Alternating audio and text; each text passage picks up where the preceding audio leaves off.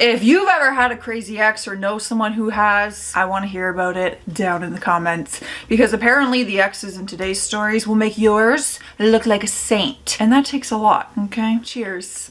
Cheers to getting through a crazy ex if you've ever been there. And make sure you drink your water, okay?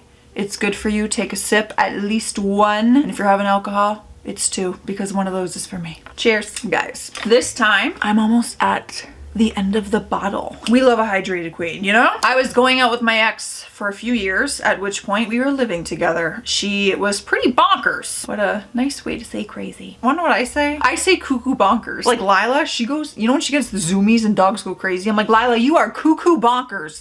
So I decided to break up with her. After a few hours of crying, I went out for a while, but not before tactically hiding my Xbox. Good plan. I came home that evening to find that she'd moved all her stuff out and gone to her mother's. But that wasn't all. She'd also taken all of the light bulbs and toilet paper, so I couldn't see what the heck was going on, nor could I use the toilet paper. She really went dirty with that one. Literally. I thought that was pretty weird, but things were going to get a whole lot weirder. After I fumbled my way to bed and woke up in the morning, I found torn up photos and other bits of things from our relationship all over the place with little messages written on the back. This was pretty freaky, so I cleaned them up and went to work. That's a lot of effort. I've been angry in breakups, but also to do all that, to tear up pictures and write messages, that's too much of my time to even waste on you, in all honesty. Wait, there's more to this story. The next night rolled around. This time, I woke up halfway through the night and she was there, standing in the darkness of my bedroom doorway, silhouetted, is that a word? By one of my brand new light bulbs in the hall. She just stood there and said, "Don't freak out." Okay, whenever you tell someone to not freak out, immediately I'm freaking out because you're telling me not to freak out, which means I have a reason to freak out. She got into bed with me and said that she wanted to cuddle. I wouldn't trust it. I was still pretty freaked out and half asleep, so I said, "I would rather not." And she just turned to me and said, "You've changed." She left, and thankfully, I pretty much never saw her ever again. Not that it stopped me from changing all the locks to my place. Good idea. Creepy vibes all around. About 6 months after the divorce, I had moved into a small apartment and had a date over at my place. I hadn't heard from my ex in a few months, and they were always very cordial. Okay. My date and I were watching a movie and cuddling on the couch when there's a knock at the door. I figured it was one of my friends and just opened it without checking first. Never. I would never open a door without checking through the peephole. And I watch a lot of true crime, so maybe that's why. It was my ex-wife. She pushed the door open and came in, and I had no idea how she found out where I lived, as I had never told her. That's concerning. She comes in livid that I have a date over. I told her it was none of her business, but she threatened the girl I was with. The date ends up leaving after a few minutes of dealing with the wench. She then proceeds, to pull a knife from my kitchen drawer and threatens to take her life. I was a decent person. I calmed her down and got the knife away. Well, good for you. We talk in a calm manner for a while where she says she misses me, blah, blah. Then she goes to use my bathroom, which was in my bedroom. She didn't come back for a while, so I went to check, fearing she did something stupid. Well, she did, but not anything harmful. Yo, you scared me. I was like, okay, we're gonna have to cut this from the video because I cannot have that in here. My heart actually stopped. I know she's crazy, but that's not funny. She's lying in my... What am I about to read out loud right now? She is quite literally doing the opposite of harming herself. She is pleasuring herself. She's lying in my bed. Touching herself. When I walk in and... Why am I laughing? When I walk in, I'm like, what in the world? What in the world? She proceeds to say, oh God, I can't even read this. This feels way too intimate. Don't you, we don't gotta read it like that, Joce. I'm gonna say it in the most non-seductive way. Don't you want this? Don't you miss this? When I say no, she tried to throw herself at me. I resisted and pushed her away. The battle goes on for what seems like forever, with her continuously trying to take my pants off and kiss me. Finally, she gets the hint and leaves. Craziest day ever. Now I just know if it was roles reversed and a man was doing that, that would be a whole other issue, okay? So let's not normalize that behavior when females do it. That's not okay. My ex-boyfriend called me and pretended that he had been hit by a car while we were talking. What? He even tried to, oh God. He even tried to voice the crowd that had gathered around his body. He wasn't fooling anyone. I saw right through that god-awful acting. But it was pretty funny listening to him mimic a woman's voice. Oh my god, no he didn't. Man was looking for an Oscar. Points for trying to be inclusive, I guess. I think he was trying to get me to relive my trauma of being on the phone with a friend who actually had been hit by a car while we were talking. Oh my gosh. Which is a completely messed up thing in itself. Too bad he didn't realize that hearing the real thing is wildly different than hearing an idiot try to act it out. Dodged a bullet with that one. I'd say, forget the acting it out part, but even just lying about something like that and pretending something so traumatic and awful happened to you, that's a certain level of crazy. I wouldn't even say that's crazy. It's like, I'm concerned for your mental health. There's more there. You gotta be in a pretty low place mentally to do something like that. I'm intrigued about that recording though. Like hearing him play all the other characters and stuff, like, bro, you're doing too much. This girl I dated in high school for over a year was all kinds of manipulative and crazy. I finally broke up with her after she cheated on me. I decided to break up with her in her room at her house so I could leave immediately. That's what my high school boyfriend did to me. Bless him. He literally came over, broke up with me, and then went to his shift at the Blockbuster across the street. I'm still friends with him to this day, so if you're out there listening to this ever, when I said it, she, without even thinking about it, grabbed her jewelry box and chucked it at her window. The glass shattered and she started grabbing chunks of broken glass and throwing them at me. 2 hit me, 1 in the shoulder, 1 grazed my face. I ran from that house and made a point to avoid her at all costs at school.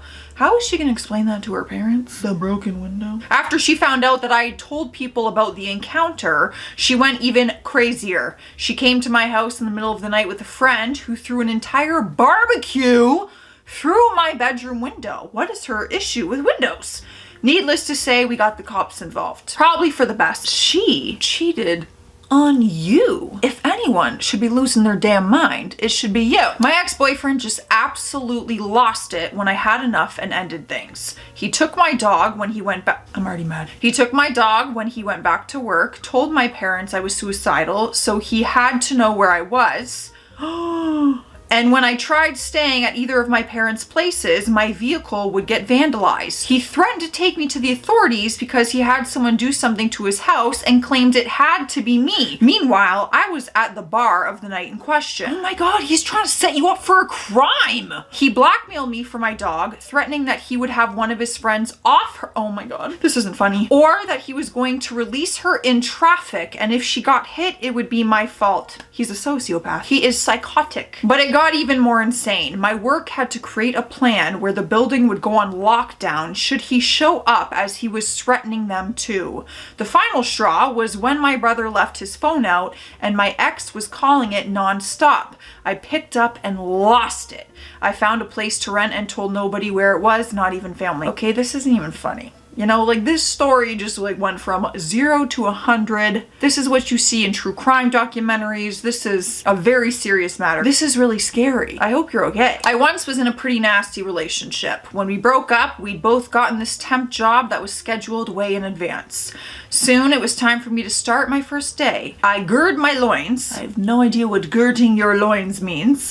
Preparing for the worst, but what I got was something I couldn't prepare for. It happened while we were doing first day introductions. During introduction, she stared at me blankly and asked, "What's your name?" I was so confused, but I heard from a mutual friend that she was in a car crash and got temporary amnesia. Oh! Then I heard from another friend that she slipped in the rain. In fact, I heard a bunch of different stories and I'm forced to conclude that she pretended to have amnesia with multiple people in order to deal with our breakup. So she's literally taking the out of sight, out of mind thing very seriously. You know when you break up and someone's like, "You don't exist to me anymore." That's what she's doing, literally. My ex changed the timestamps of photos with her to make it look like I was seeing her after we had broken up. She edited hundreds, and I do mean hundreds, of messages to make it look like I was cheating on my new girlfriend. Furthermore, she accused one of my closest friends of harming her on a night that she had spent with me. 2.5 years into my new relationship, my girlfriend still didn't fully trust me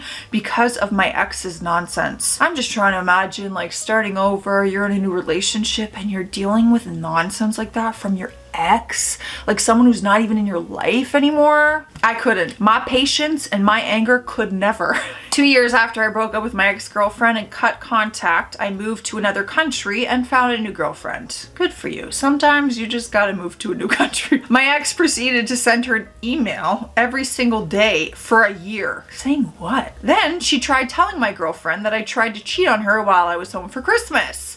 It was a 5-page long email with every single detail. Oh, I don't know how she got her email since this was before social media and we lived in a different country. Crazy girls will find a way, okay? They will find a way. You know what though? That's scary because if you're the new girlfriend and you receive an email and he did go home for Christmas without you and it's like all these details about your hookup and him and this, part of you might end up believing that. I'm just hoping she saw enough emails to know like, okay, this girl's just crazy and trying to break us up before the Christmas email came in. My then boyfriend locked me in a hotel room for 3 days with no food, only tap water. Excuse me? Is your ex-boyfriend Ted Bundy? This is insane. Because I had a 5-minute conversation with an ex who I ran into randomly. That was apparently emotional cheating, so he felt entitled to force me to stay in that room for 3 nights and threatened to, oh my god, and threatened to hurt me and my ex if I tried to leave. It's easy for me on the outside looking in to say, why didn't you pick up the phone and call the police? It's never that easy. So I'm not gonna be one of those people because I've never been in a relationship like that. So I'm sure if you felt safe enough to leave and you would have left. My first really serious boyfriend told my best friend he was planning on breaking up with me